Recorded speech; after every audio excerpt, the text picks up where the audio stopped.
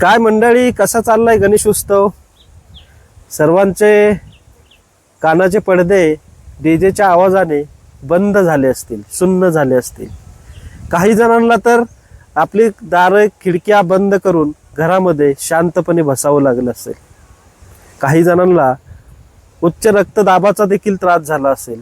तर आजकाल आमच्या डीजेचा आवाज दिवसेंदिवस गगनाला भिडत चाललेला आहे.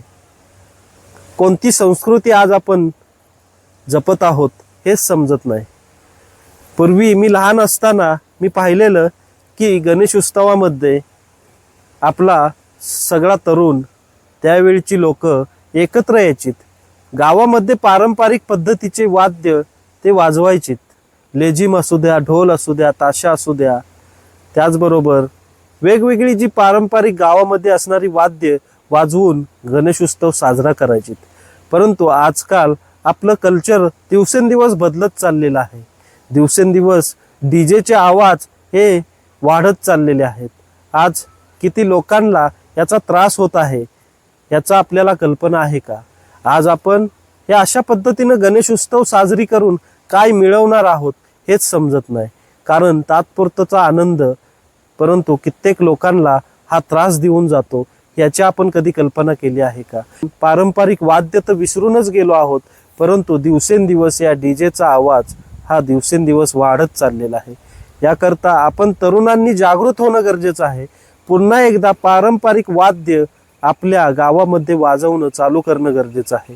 त्यावेळीच आपल्या पुढच्या पिढीला समजणार आहे की पारंपरिक वाद्यच चांगले आहेत. नाहीतर आपण पुढच्या पिढीला देखील हेच दाखवून देत आहोत की तुम्ही डीजेच्या तालावरती नाचा. हेच गणेश उत्सव, हाच अशाच पद्धतीनं गणेश उत्सव साजरी केला जातो.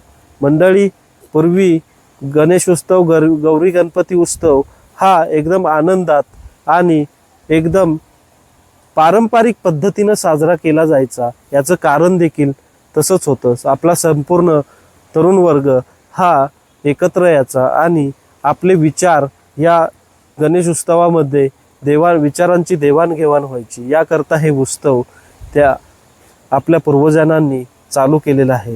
लोकमान्य टिळकांनी हा उत्सव चालू केला मंडळी. परंतु आज या उत्सवाला खूप वेगळ्या पद्धतीचं वळण लागत चाललेलं आहे. याकरता आपण सगळ्यांनी जागृत होणं गरजेचं आहे. आणि गणेश उत्सव हा पारंपरिक पद्धतीनंच आपण भविष्यामध्ये साजरी करणं गरजेचं आहे. आणि याच्यावरती आपण तरुण वर्गामध्ये जनजागृती करणं गरजेचं आहे.